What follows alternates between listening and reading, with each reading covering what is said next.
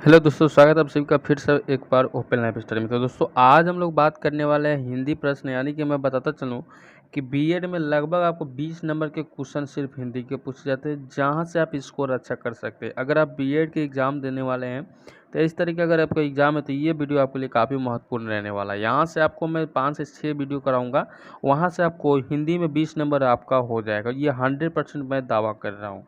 तो आपको ये वीडियो बिल्कुल पूरी से लास्ट तक देखना है। और साथ ही मैं बता दूं, अगर एग्ज़ाम देने वाले उससे पहले भी देख सकते हैं। और मैं इस वीडियो में ज़्यादा लंबा लेकर नहीं जाऊंगा, छोटा छोटा वीडियो बनाऊंगा और इसको क्लियरली आपको देने का प्रयास करूंगा। ये सीट लगाइए, फटाफट आप अभी आंसर करने का प्रयास कीजिएगा। सबसे फर्स्ट क्वेश्चन है हमारा। क्वेश्चन कह रहा है हमारा कि दो वर्णों के मेल से उत्पन्न विकार को क्या कहते हैं। आप पढ़े होंगे क्वेश्चन, दो वर्णों के मेल के उत्पन्न विकार को क्या कहते हैं। तो आपका आंसर यहाँ पे क्या हो जाना चाहिए। देखिए, जो भी क्वेश्चन हमने बताया है वो सारे क्वेश्चन लेवल वाइज है और सारे क्वेश्चन कहीं ना कहीं पूछे गए हैं। और हमने क्वेश्चन वही कवर कराने का प्रयास किया जो कि आपके एग्जाम में डायरेक्टली आने वाला है। तो यहाँ पे आंसर क्या हो जाता है, संधि हो जाता है। दो वर्णों के मेल से उत्पन्न विकार को संधि कहा जाता है। नेक्स्ट क्वेश्चन इसके नीचे ही क्वेश्चन आपको बोर्ड पर लग चुका है कि समास शब्द का अर्थ क्या है। समास शब्द का अर्थ क्या होता है। तो समास शब्द का अर्थ ही होता है संक्षेप, लंबे वर्ड को छोटा करना, संक्षेप के रूप में समास का अर्थ होता है। इसको भी कहा जा सकता है कि दो या एक चीज़ याद रखिए, दो या दो से अधिक शब्दों के मेल से नए शब्द बनने की क्रिया को समास कहते हैं। नेक्स्ट क्वेश्चन आपको बोर्ड पे लग चुका है। क्वेश्चन को ध्यान दीजिएगा, काफ़ी बेहतरीन क्वेश्चन है कि जिस समास में दोनों पदों को छोड़कर कोई अन्य पद प्रधान होता है उसको क्या कहते हैं। तो कोई अन्य पद प्रधान होता है उसका आंसर हो जाता है दोनों में शब्द संक्षिप्त हो माफ़ी चाहते हैं, यहाँ पे क्या हो जाता है आंसर, यहाँ पे बहुब्रीहि समास हो जाता है। अगला क्वेश्चन है कि संधि और समास में क्या अंतर है। संधि और समास में अंतर आपको दोनों शब्दों के संक्षिप्त हो जाता है, दोनों शब्दों में संक्षिप्त हो जाता है, यही चीज़ें दोनों में अंतर मान लिया जाता है।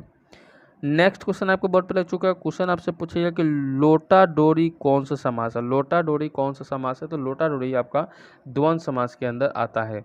द्वंद्व समास कब होगा, जब भी यहाँ पे डैश वाला समास मिलेगा, जैसे माता पिता हो गया, ये चीज़ें अगर आपसे पूछा जा सकता है तो जब भी यहाँ पे द्वंद्व समास कर दीजिएगा। हथकड़ी में कौन सा समास होता है। तो हथकड़ी में समास होने वाला जो बात है यहाँ पे तत्पुरुष समास हो जाते हैं, तत्पुरुष समास हथकड़ी में हो जाता है। नेक्स्ट क्वेश्चन है कि शब्द के पास भाग में लगकर जो शब्द तत्व नया बस शब्द निर्मित करता है उसे क्या कहते हैं। तो 22 नंबर क्वेश्चन का आंसर हो जाता है प्रत्यय होता है। नेक्स्ट क्वेश्चन आपके बोर्ड पे लग चुका है कि घुमक्कर में कौन सा प्रत्यय है। घुमक्कर में प्रत्यय, अब यहाँ पे बताऊँ कि उपसर्ग पहले और प्रत्यय बाद में लगता है। तो आपका आंसर यहाँ पे क्या हो जाता है, अक्कर हो जाएगा, अक्कर हो जाएगा। तो अक्कर हमारा बिल्कुल सही रहता है। अक्कर यहाँ पे लास्ट में था प्रत्यय, और जब भी उपसर्ग कहता तो घुमक हो जाता। ठीक है। तो आपका अगला क्वेश्चन है कि कवि बिहारी लाल किस रस के कवि हैं, यानी कि बिहारी लाल एक कवि हैं तो किस रस के कवि हैं। तो आप आंसर कीजिएगा यहाँ पे श्रृंगार रस के कवि हैं। नेक्स्ट क्वेश्चन आपको बोर्ड पे लग चुका है श्रृंगार रस के आगे चलते हैं कि दोहे के पहले और तीसरे चरण में कितनी मात्राएं होते हैं। तो दोहे के प्रथम और पहले यहाँ पे कितने मात्राएं होते हैं। तो 13 होते हैं। कितने होते हैं, 13 होते हैं। तीन बेर खाती सो तीन बेर खाती में कौन सा अलंकार है। ध्यान रखिएगा, तीन बेर खाती सो तीन बेर खाती में कौन सा अलंकार है। तो आपका यमक अलंकार है। यहाँ से क्वेश्चन इंपॉर्टेंट है, मोस्ट इंपॉर्टेंट है भाई मेरे। अंडे का शहजादा मुहावरे का सही अर्थ की चयन बताइए। मुहावरा भी आपसे पूछा जाएगा। मैं सिलेबस वाइज भी करा दूंगा आपको, 5 दिन में सारा हिंदी कंप्लीट कराने का प्रयास करूंगा। अनुभवहीन व्यक्ति हो जाते हैं। नेक्स्ट क्वेश्चन आपके बोर्ड पर लग चुका है। क्वेश्चन ध्यान रखिए कि अम्बु शब्द में पर्यायवाची शब्द का चयन करें। अम्बु शब्द में पर्यायवाची शब्द का प्रयोग करना है तो आपको जल हो जाता है। वही क्वेश्चन पूछेगा मृगांक शब्द में पर्यायवाची शब्द का चयन करें। तो मृदांग में आपका पर्यायवाची शब्द का सुधाकर आपका सही जाता है। विधि शब्द के विलोम शब्द का चयन करें। विधि शब्द के विलोम शब्द का चयन करना है तो ये इस क्वेश्चन का आंसर क्या हो जाता है, आंसर होता है निषेध, आपका सही हो जाता है। निषेध एकदम से करेक्ट हो जाता है। नेक्स्ट क्वेश्चन आपके बोर्ड पे लग चुका है, इनमें से महाप्राण ध्वनि कौन सा होता है। मैंने सारे क्वेश्चंस अलग अलग जगहों से लेने का प्रयास किया है ताकि आपको यहाँ पे एक बार में ही याद हो जाए। ठीक है। अगला क्वेश्चन आपको बोर्ड पे लग चुका है। क्वेश्चन को ध्यान दीजिए। क्वेश्चन कह रहा है हमारा, इनमें से महाप्राण ध्वनि कौन सा है। तो महाप्राण ध्वनि को याद कर लीजिए, आंसर हो जाएगा ख। क्या हो जाता है, ख आपका बिल्कुल सही हो जाता है। नेक्स्ट क्वेश्चन आपको बोर्ड पे यहीं पे पूछा गया है। क्वेश्चन कहिएगा क्वेश्चन कहना है कि दिए गए रिक्त स्थान उचित चिन्ह चुने। आह कितना सुंदर पुष्प खिला है। इसमें कौन सा हो जाता है, जब भी आह लगेगा तो यहाँ पे कौन सा हलंत यहाँ पे जुड़ जाएगा। तो आपका आंसर क्या हो जाता है, यहाँ पे 5 वाला हलंत जुड़ जाएगा। या विसर्ग में आश्चर्य घृणा ऐसे बोध करने के लिए भी यहाँ पे इस्तेमाल किया जाता है। नेक्स्ट क्वेश्चन आपको बोर्ड पे लग चुका है कि इनमें से अल्प विराम चिन्ह कौन है। अल्प विराम चिन्ह को पहचानना है तो यहाँ पे अल्प विराम चिन्ह को यहाँ पे दर्शाया जाता है। बी नंबर ऑप्शन सही हो जाते हैं। नेक्स्ट क्वेश्चन है कि चौपाई के प्रत्येक चरण में कितने मात्राएं होते हैं। चौपाई के प्रत्येक चरण में कितने मात्राएं होते हैं, तो आपका आंसर हो जाता है 16।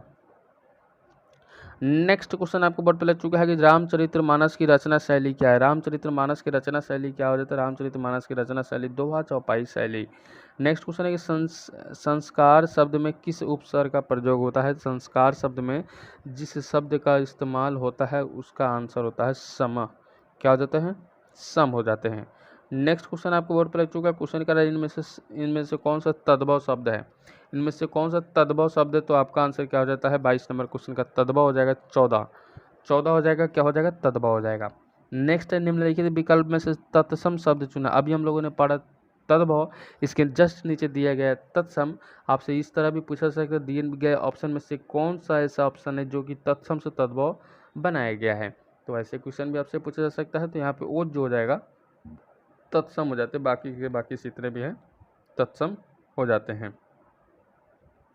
नेक्स्ट क्वेश्चन आपको बोर्ड पे लग चुका है। यहाँ पे क्वेश्चन का आंसर करने का प्रयास कीजिएगा। इनमें से मूर्धन्य व्यंजन कौन सा होता है। लीजिए क्वेश्चन आपसे पूछा गया मूर्धन्य व्यंजन कौन सा हो जाता है। तो मुंह से बोलने वाला व्यंजन कैसे होते हैं। मुंह से बोलने वाला व्यंजन आपको ड ढ हो जाएगा। में के निम्न में से किस शब्द का आ उपसर्ग नहीं है। आ उपसर्ग नहीं है, दिएगा ऑप्शन में से चूज करना है। तो आपका आंसर हो जाएगा आदरणीय। आ उपसर्ग नहीं है, उसमें दिया गया है रूप भी है, लेकिन उपसर्ग की बात की जाए तो नहीं है। निम्नलिखित में से किस शब्द में उपसर्ग है, किस शब्द में उपसर्ग है। तो 26 नंबर क्वेश्चन का आंसर कीजिएगा पराजय। पराजय बिल्कुल सही हो जाते हैं। नेक्स्ट क्वेश्चन आपके बोर्ड पे कि अपने हाथ से स्वयं काम करो। अपने हाथ से स्वयं काम करो, इसमें एक शुद्ध रूप चुने। इसमें शुद्ध रूप से चुने तो 27 नंबर क्वेश्चन का आंसर क्या हो जाता है, अपना काम स्वयं करो। आपका बिल्कुल सही हो जाता है ये नंबर, ये शुद्ध रूप हो जाता है। नेक्स्ट क्वेश्चन आपको बोर्ड पे लग चुका है। क्वेश्चन कहिएगा यहाँ पे बहुवचन की चिड़िया का शब्द क्या होता है। बहुवचन में चिड़िया का शब्द क्या होता है, तो आपका आंसर हो जाएगा चिड़िया। बहुवचन में चिड़िया का शब्द चिड़िया होता है। भाषा की सबसे छोटी इकाई क्या होता है। भाषा की सबसे छोटी इकाई को यहाँ पे वर्ण कहते हैं। क्या कहते हैं, वर्ण कहते हैं। दारा का अर्थ क्या होता है। दारा का अर्थ क्या होता है, तो दारा का अर्थ होता है पत्नी। दारा का अर्थ क्या होता है, पत्नी होता है। इसके अन्य प्राची शब्द जैसे भार्या, गृहिणी, अर्धांगिनी, बीबी, वांगनी, ये सारे चीज़ें होते हैं। नेक्स्ट क्वेश्चन आपसे पूछा जा सकता है कि चौमासा, अगला क्वेश्चन है कि चौमासा में समास होते हैं। चौमासा में समास होते हैं, चौमासा में आपको द्विगु समास होते हैं। अगला है निम्न में से किस में सम उपसर्ग का प्रयोग होता है। सम उपसर्ग का प्रयोग किसके अंदर हुआ, संग्रह के अंदर। ठीक है, किसके अंदर हुआ, संग्रह के अंदर। नेक्स्ट क्वेश्चन आपसे पूछा जा सकता है कि विद्यार्थी में कौन सी संधि है। अब यहाँ पे हम लोग विद्यार्थी हैं तो विद्यार्थी में कौन सी संधि लगेगा, तो आपका दीर्घ संधि आपका बिल्कुल सही हो जाता है। कैवल्य का परिवाची बताना है। कैवल्य का परिवाची बताना है तो 24 नंबर क्वेश्चन का आंसर क्या हो जाता है, निवारण हो जाएगा। क्या हो जाएगा, निवारण आपका बिल्कुल सही हो जाते हैं। नेक्स्ट क्वेश्चन आपसे पूछा जा सकता है कि गौण शब्द का सही विलोम शब्द बताइए। देखिए मैंने हर एक तरह के क्वेश्चन से रूबरू कराने का प्रयास किया है और इसी लेवल से क्वेश्चन आपको पूछा जाएगा। आपका आंसर क्या हो जाता है, मुख्य हो जाएगा। क्या हो जाएगा, मुख्य हो जाएगा। कौन सा, गौण शब्द का विलोम। लौकिक का विलोम शब्द बताना है। लौकिक का विलोम शब्द क्या होता है, तो लौकिक का विलोम शब्द होता है अलौकिक। क्या हो जाता है, अलौकिक होता है। तो आज के लिए बस इतना ही। यहाँ से क्वेश्चन पूछेगा। अगर आपको मन में से कोई सवाल है और किसी प्रकार की दिक्कत है तो आप कमेंट कर सकते हैं। एग्जाम हॉल तक जाते जाते आपको कोई भी डाउट और मन में सवाल उत्पन्न होते कमेंट या सब्सक्राइब कर लीजिए, अनसब्सक्राइब कर लीजिए, जो भी आपकी इच्छा है कीजिए, लेकिन ज़रूर जुड़िए और आप एग्ज़ाम हॉल तक पढ़ कर जाइए। ठीक है, वीडियो को लाइक और शेयर कर दीजिएगा। मिलते हैं नेक्स्ट वीडियो में, तब तक गुड बाय सब लोग। जय हिंद सभी साथी को।